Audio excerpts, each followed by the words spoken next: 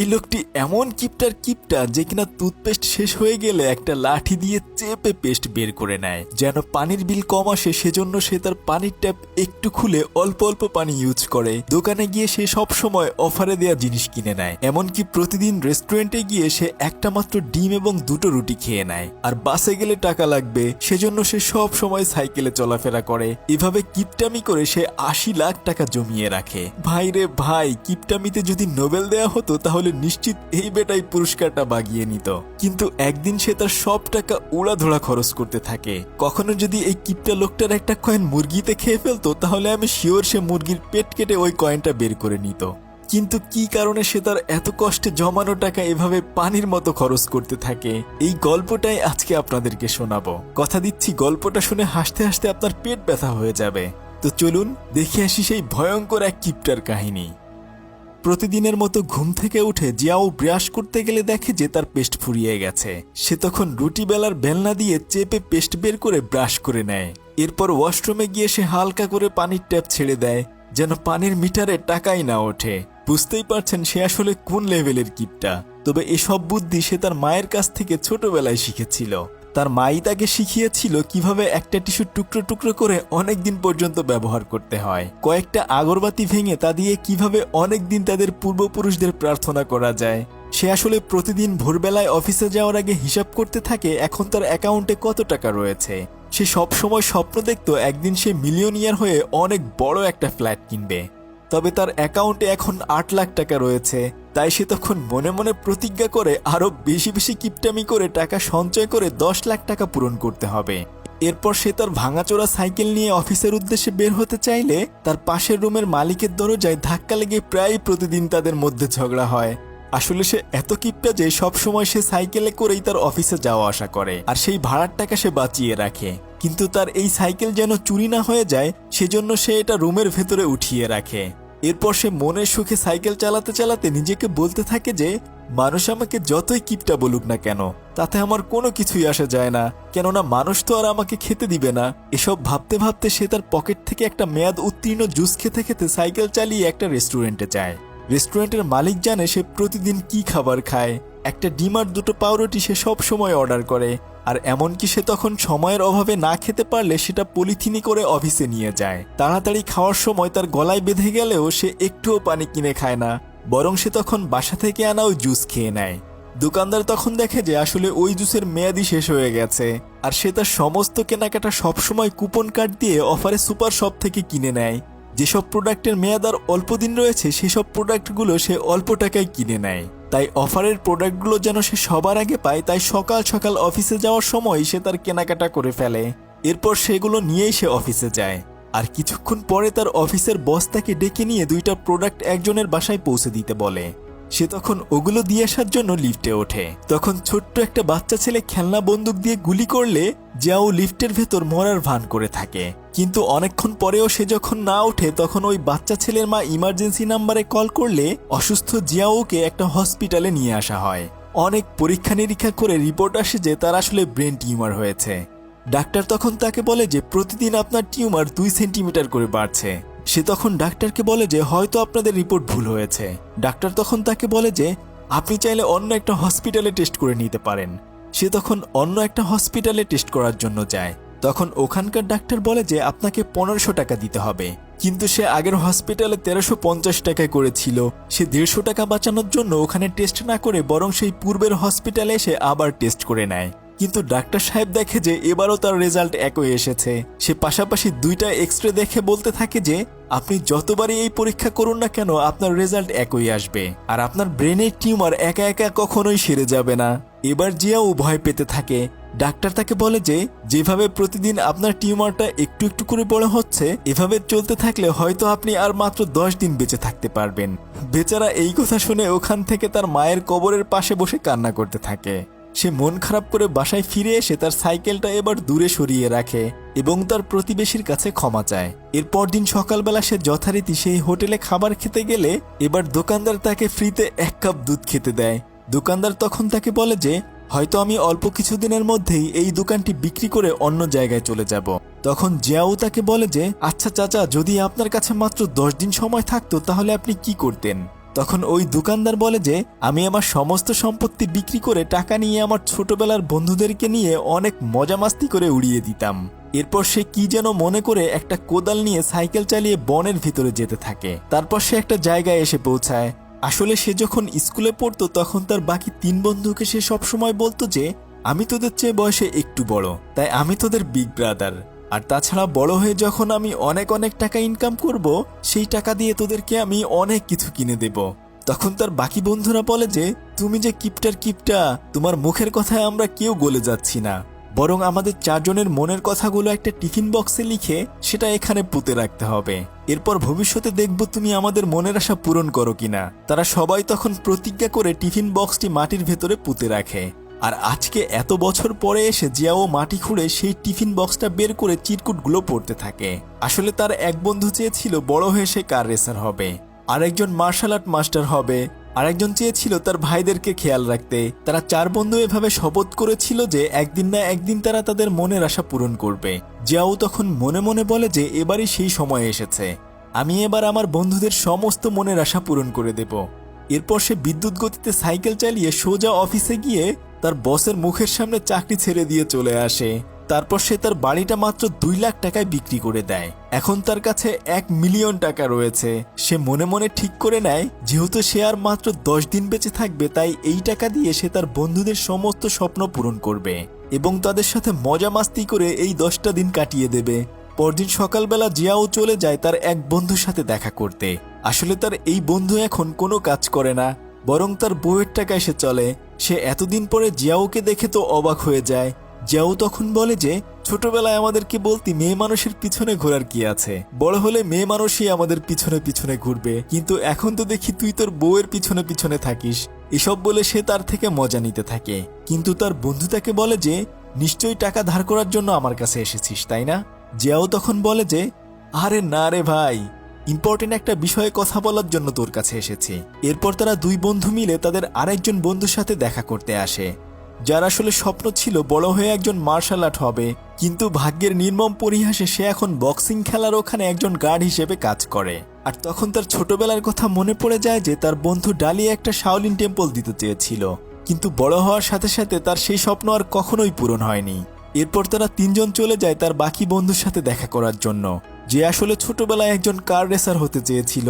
ভাগ্যের নির্মম পরিহাসে সে এখন একটা পার্কে বাচ্চাদের গাড়ি চালায়। এরপর সে তার বাকি 3 বন্ধুদেরকে নিয়ে একটা রেস্টুরেন্টে গিয়ে ভালো ভালো খাবার অর্ডার করে এবং তার যে ব্রেন টিউমার হয়েছে এই কথা সবার সাথে সে শেয়ার করে। তখন তার বন্ধুরা বলে যে আরে তোর কাছে তো এখন অনেক টাকা রয়েছে, তাই তুই এই টাকা দিয়ে ভালো করে তোর চিকিৎসা করা, তাহলে অবশ্যই তুই সুস্থ হয়ে যাবি। কিন্তু জিয়াও তখন বলে যে আরে না রে ভাই, আমি ভালো ডাক্তারই দেখিয়েছি, ডাক্তার বলেছে যে আমি মাত্র আর 10 দিন বেঁচে থাকবো, তাই আমি চাই এই জীবনের শেষ দিনগুলো আমি তোদের সাথে কাটাতে পারি, আর এটাই আমার জীবনের শেষ ইচ্ছে। আর যদি তোরা আমার শেষ ইচ্ছেটা পূরণ করতে চাস তাহলে যেখানে ছোটবেলায় আমরা প্রতিজ্ঞা করেছিলাম কাল সবাই সেখানে আমার সাথে দেখা করবি।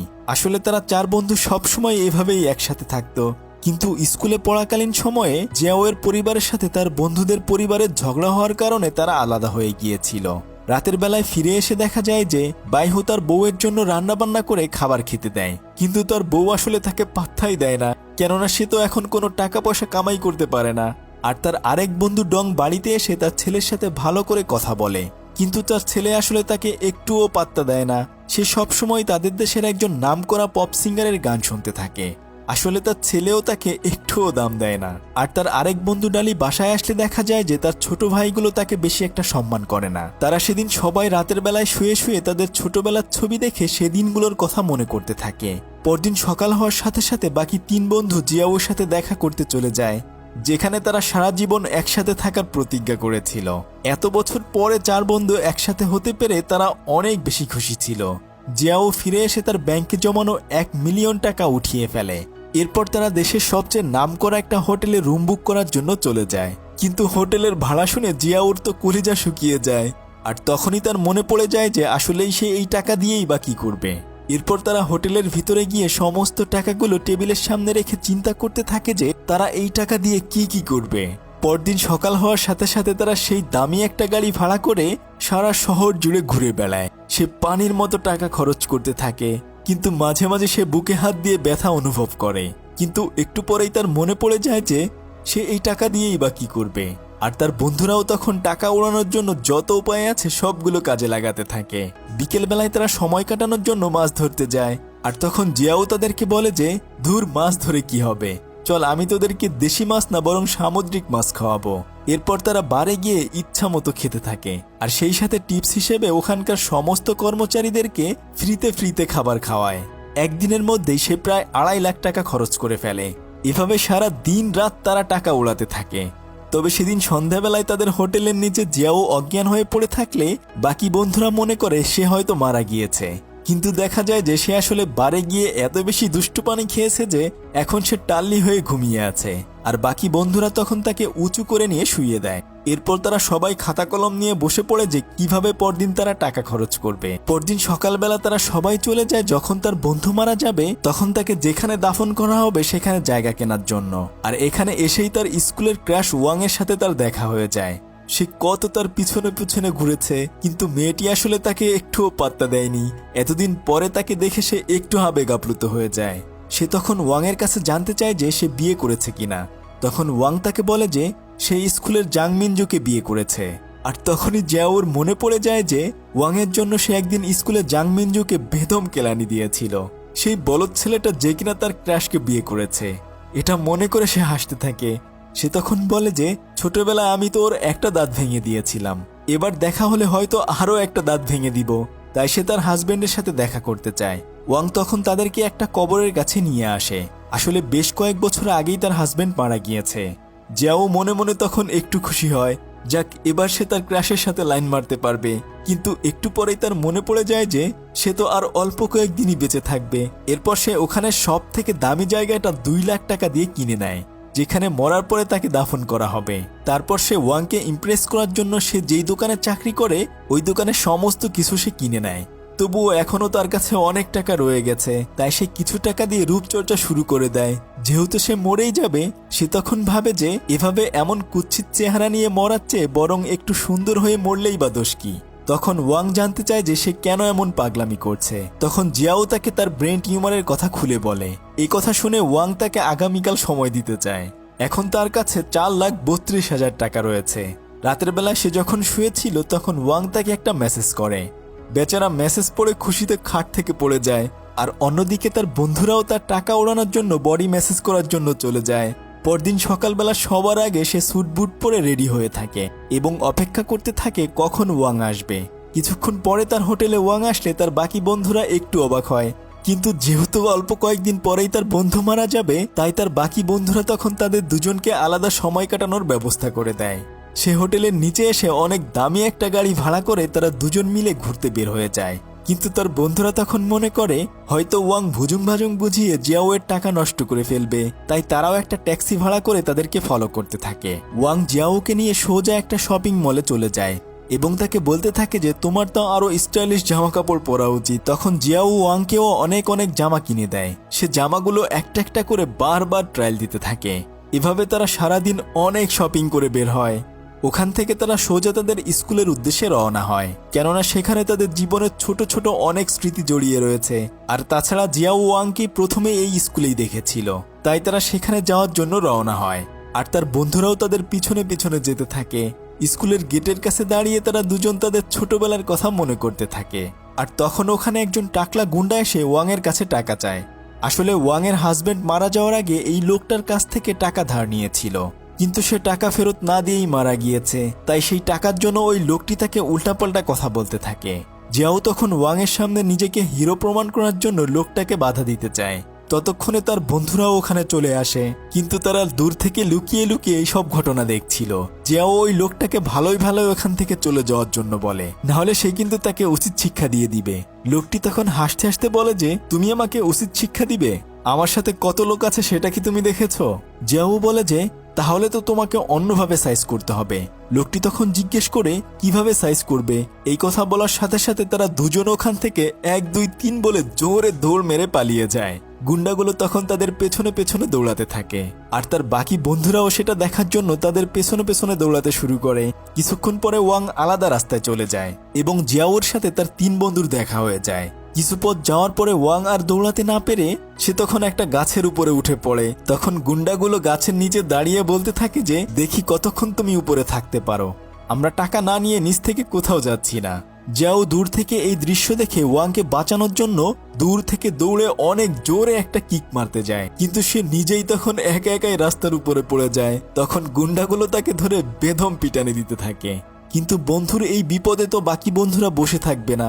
মার্শাল আর্ট জানা ডালি তখন উড়ে গিয়ে একটা কিক মেরে তার বন্ধুকে বাঁচিয়ে নিয়ে আসে। এরপর তারা 4 বন্ধু তাদের সাথে মারামারি শুরু করে দেয়। শুরুতে তারা মার খেলেও পরে বরং তারা সেই গুন্ডাগুলোকে সাইজ করতে থাকে। ওয়াং গাছের উপর থেকে এই অবস্থা দেখে ইমার্জেন্সি 999 নাম্বারে পুলিশকে কল করে দেয়। ওখান থেকে বেঁচে তারা 5 জন রাতের বেলায় বসে আড্ডা দিতে থাকে। তবে কিছুক্ষণ পরে জিয়াও ফোন হাতে নিয়ে দেখে যে হসপিটাল থেকে তাকে অনেকবার কল করা হয়েছে, কিন্তু সে তখন ভয়ে আর কল রিসিভ করে না। অনেক রাত পর্যন্ত তারা সবাই মিলে আড্ডা দিতে থাকে। আর এরপর ওয়াংকে তারা বাসায় পৌঁছে দিয়ে হোটেলে ফিরে আসে। তারা ছোটবেলায় যেখানে শপথ নিয়েছিল সকালবেলা তারা সেখানে যায় এবং তাদের লিখে রাখা চিরকুটগুলো সবার হাতে ধরিয়ে দেয়। জিয়াও তাদেরকে বলতে থাকে যে, ছোটবেলায় আমরা আমাদের ইচ্ছের কথাগুলো এখানে লিখে রেখেছিলাম। আমার কাছে এখন বাকি যে টাকাগুলো রয়েছে সেই টাকা দিয়ে তোরা 3 জন তোদের সেই স্বপ্ন পূরণ করে নিস। আসলে আজকেই তার জীবনের শেষ দিন ছিল, হয়তো 12টা বাজার সাথে সাথে সে মারা যাবে, তাই সেখানে তারা অনেক রাত পর্যন্ত অপেক্ষা করে। এরপর সে যখন একটু অসুস্থ ফিল করে তারা সবাই তার বাড়িতে তাকে নিয়ে আসে, কেননা সে তার শেষ নিঃশ্বাস তার বাড়িতেই ত্যাগ করতে চায়।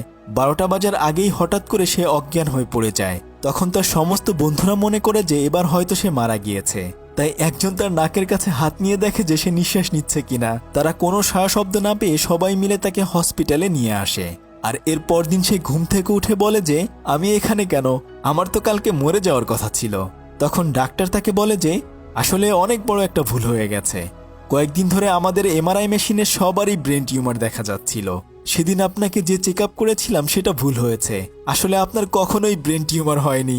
তখন ডাক্তার তাকে বলে যে, আপনি মেয়াদ উত্তীর্ণ আজে বাজে খাবার খাওয়ার কারণে আপনার ব্লাড সুগার বেড়ে গিয়েছিল, তাই সেদিন আপনি লিফটের মধ্যে অজ্ঞান হয়ে পড়ে গিয়েছিলেন। এই কথা জানার পরে বেচারা তো কাঁদতে শুরু করে, কেননা সারা জীবন একটু একটু করে কিপটামি করে সে যে টাকা গুছিয়েছিল এই কয়েকদিনেই তো সে সমস্ত টাকা খরচ করে একদম ফকির হয়ে গেছে। সে তখন ডাক্তারকে উল্টা মারতে চায় এবং গড়াগড়ি দিয়ে কান্নাকাটি করতে থাকে। এরপর সে দ্রুত করে হোটেলের উদ্দেশ্যে রওনা দেয়, কেননা সে বাকি 4 লাখ টাকা যেগুলো তার বন্ধুদেরকে ভাগ করে দিতে বলেছিল সেগুলো সে হোটেলে রেখে এসেছে। তবে একটা ব্রিজের উপরে আসার পরে তার বন্ধুরা তাকে বলে যে সেই টাকা হোটেলে নাই, সেই টাকা হোটেলে নাই, এটা আমাদের কাছেই রয়েছে। এই বলে টাকার ব্যাগটা তারা বের করে। জিয়াও তখন তাদের কাছ থেকে টাকার ব্যাগটা ফেরত চায়, কিন্তু তারা 3 জন মজা করে একজন আরেকজনের দিকে সেই ব্যাগটা ছুঁড়তে থাকে। তখন তাদের মধ্য থেকে একজন টাকার ব্যাগটা ক্যাচ ধরতে না পারলে সেটা সোজা নদীর ভিতরে গিয়ে পড়ে। টাকার ব্যাগ পড়ে গিয়েছে এটা দেখার সাথে সাথেই জীবনের মায়া না করে জিয়াও টাকা উদ্ধারের জন্য সেই নদীর ভেতরেই লাফ দেয়, কিন্তু অনেক খোঁজাখুঁজির পরেও সে টাকার ব্যাগটা পাচ্ছিল না। তখন সে প্রায়ই ডুবে যাচ্ছিল। সেই মুহূর্তে তার বাকি বন্ধুরা পানির ভেতরে গিয়ে সাঁতরে তাকে উদ্ধার করে ডাঙায় তুলে আনে। তবে ওই মুহূর্তে সে টাকা হারিয়ে প্রায় পাগল প্রায় হয়ে গেছে। তখন তার বন্ধুরা তাকে সান্ত্বনা দিয়ে বলতে থাকে যে, আরে টাকা গেছে তো কি হয়েছে, কিন্তু তুই তো এখনো বেঁচে আছিস তাই না। তবে জিয়াও তখন তাদেরকে বলতে থাকে যে, তোরা কি আমাকে সেই টাকা ফেরত দিতে পারবি। সে তখন তার বন্ধুদেরকে অনেক কথা শোনাতে থাকে। বন্ধুর মুখ থেকে এমন কথা শুনে তারা দুজনেই অনেক বেশি কষ্ট পায়, কিন্তু অন্যদিকে তাদের আরেকজন বন্ধু সেই টাকার ব্যাগটা উদ্ধার করতে পারলেও জিয়াও এর এমন আচরণ দেখে সেই টাকা সে ফেরত না দিয়েই ওখানে রেখে দেয় এবং সে সোজা তাকে একটা চড় মেরে ওখান থেকে চলে যায়। এই 10 দিন জিয়াও অনেক খুশিতে সময় কাটিয়েছিল। এখন সে আবারও একা হয়ে যায়, কিন্তু তার কাছে তো কোনো টাকা পয়সা নেই, তাই সে ওয়াং এর বাসায় যায়। ওয়াং তার সমস্ত কথা শুনে সেদিনের শপিং করা সমস্ত জামা কাপড়ে ফেরত দিতে চায়, কিন্তু জিয়াও আসলে এতটা নিচে নামতে পারছিল না। সে তখন মন খারাপ করে ওখান থেকে চলে আসে। এরপর সে যাদের কাছে তার ছোট্ট বাড়িটা বিক্রি করেছিল তাদের কাছে গিয়ে বলে যে, আমি এত কম টাকায় আমার বাড়ি বিক্রি করতে চাই না, তোমরা আমার বাড়িটা আমাকে ফেরত দাও। কিন্তু তারা তখন তাকে লাথি দিয়ে ওই বাড়ি থেকে বের করে দেয়। বেচারা তার ভাঙা সাইকেল এবং কয়েকটা জামা কাপড় নিয়ে রাস্তায় রাস্তায় ঘুরতে থাকে। ঘুরতে ঘুরতে সে সেই রেস্টুরেন্টের সামনে এসে দাঁড়ায়। হোটেলে সেই বৃদ্ধ চাচা তাকে কিছু খাবার খেতে দেয়। সে ওই চাচাকে তার সমস্ত ঘটনা খুলে বলে আর তাকে বলতে থাকে যে সে এখন কোথায় যাবে। তখন ওই চাচা তাকে বলে যে, তোমার যেখানে ভালো লাগে সেখানে চলে যাও, কিন্তু আসলে তার এমন তো কোনো আপন মানুষ নাই যে তার কাছে সে যাবে। কেননা এখন রাতে থাকার মতো একটু জায়গাও তার কাছে নেই। তাই সে নিরুপায় হয়ে সেই কবরস্থানে চলে যায় যেখানে সে একটু জায়গা কিনেছিল। রাতের বেলা সে তার ওই কবরের ভেতরেই অন্ধকারের মধ্যে শুয়ে থাকে। আর তখন সে তাদের ছোটবেলার সেই টিফিন বক্সটা ওই কবরের ভেতরেই খুঁজে পায়। সেটা খোলার পরে তার ভেতরে সে কয়েকটা চিরকুট পায়। আসলে তার বাকি 3 জন বন্ধু সেখানে চিঠি লিখে রেখেছে। ওখানে লেখা ছিল যে, বিগ ব্রাদার, আমরা তোমাকে অনেক অনেক ভালোবাসি। হয়তো তুমি মরে গেলে আমাদের থেকে আলাদা হয়ে যাবে, কিন্তু আমাদের 4 জনের প্রাণ সব সময় একসাথে থাকবে। তারা সবাই তাকে নিয়ে অনেক ভালো ভালো কথা সেই চিরকুটের মধ্যে লিখে রেখেছে। তখন জিয়াউয়ের অনেক বেশি মন খারাপ হয়ে যায়, কেননা সে কিছুক্ষণ আগেই তার বন্ধুদের সাথে কতই না খারাপ ব্যবহার করেছে। এসব ভাবতে ভাবতেই সকাল হয়ে যায়। পরদিন সকালবেলায় দেখা যায় যে শহরের সেই বিখ্যাত পপ সিঙ্গার তার জন্য একটা জায়গা কিনতে এসেছে। আসলে সে যে জায়গাটা পছন্দ করেছিল সেটা অনেক আগেই জিয়াও কিনে নিয়েছিল। সে তখন তার কবরের ভেতর থেকে বের হয়ে সেই জায়গাটা তার কাছে বিক্রি করতে চায়। তবে সে মনে মনে কাল রাতেই ঠিক করে নিয়েছে যে সে তার বন্ধুদের সাথে যে খারাপ ব্যবহার করেছে সেজন্য তাদের কাছে ক্ষমা চাইবে এবং তাদের সবার স্বপ্ন পূরণ করবে। তার বন্ধু ডালি যে বক্সিং কোম্পানিতে চাকরি করত, যেও সেখানে গিয়ে তার ম্যানেজারকে অনেক বেশি রিকোয়েস্ট করতে থাকে ডালিকে একটা ম্যাচ খেলতে দেওয়ার জন্য। কিন্তু তার ম্যানেজার তার কোনো কথাই রাজি হয় না। সে তার পায়ে ধরেও তাকে রাজি করাতে পারে না। তবে কিছুক্ষণ পরে তার একটা কল আসলে সে যখন ওখান থেকে বাইরে চলে যায় তখন সে টেবিলের উপরে অনেক অনেক হিসাবের খাতা দেখতে পায়। যেহেতু জিয়াও অনেক ভালো হিসাব করতে পারত, তাই সে মুহূর্তের মধ্যেই সমস্ত হিসাবগুলো করে ফেলে। ম্যানেজার ফিরে এসে এটা দেখে অনেক বেশি খুশি হয়ে যায়। সে তখন তার বন্ধু ডালিকে একটা ম্যাচ খেলার জন্য অনুমতি দিয়ে দেয়। এরপর জিয়াও লুকিয়ে লুকিয়ে তার বন্ধু ডালির বাসায় সেই বক্সিং ম্যাচ খেলার ইনভাইটেশন লেটার এবং বক্সিংয়ের জিনিসপত্র পাঠিয়ে দেয়। তারপর সে সেই পপ সিঙ্গারকে রাজি করিয়ে তার আরেক বন্ধু ছেলের সাথে দেখা করার ব্যবস্থা করে দেয় এবং তার আরেক বন্ধুর ওয়াইফের সাথে যে ঝামেলা ছিল সেগুলোও সে ঠিক করে দেয়। পরদিন বক্সিং শুরু হলে শুরুতে ডালি অনেক মার খেলেও শেষমেশ সে জিতে যায়। আর অন্যদিকে তার আরেক বন্ধু সেই পপ সিঙ্গারের সাথে গান গাইলে তার ছেলেও অনেক বেশি খুশি হয়। এভাবে সবার আড়ালে থেকে সে তার সমস্ত বন্ধুদেরকে সাহায্য করতে থাকে এবং রাতের বেলায় সে সেই রেস্টুরেন্টে ঘুমাতে যায়। কিছুক্ষণ পরে তার সমস্ত বন্ধুরা এসে তাকে চমকে দেয়। তখন তারা সবাই তাকে বলে যে আজকে থেকে এই রেস্টুরেন্টের মালিক তুই, কেননা সেদিন সেই টাকাগুলো নদী থেকে উদ্ধার করে তারা তাদের কাছে রেখে দিয়েছিল। আর সেই টাকা দিয়েই তাদের বন্ধুকে একটা রেস্টুরেন্ট কিনে দেয়। তবে এবার জিয়াও বুঝতে পারে যে জীবনে আসলে টাকা ইনকাম করাই সবকিছু না, কাছের মানুষগুলোর সাথে হাসি খুশিতে বেঁচে থাকাই জীবনের আসল উদ্দেশ্য। তবে আপনারও এমন কোনো কিপটা বন্ধু থাকলে অবশ্যই এই ভিডিওটি তাকে ইনবক্স করতে ভুলবেন না। কিন্তু এতক্ষণ আপনাদের সাথে ছিলাম আমি সাদি। ফিরছি কয়েকদিনের মধ্যেই নতুন কোনো ভিডিও নিয়ে। ততক্ষণে সবাই ভালো থাকুন। আল্লাহ হাফেজ।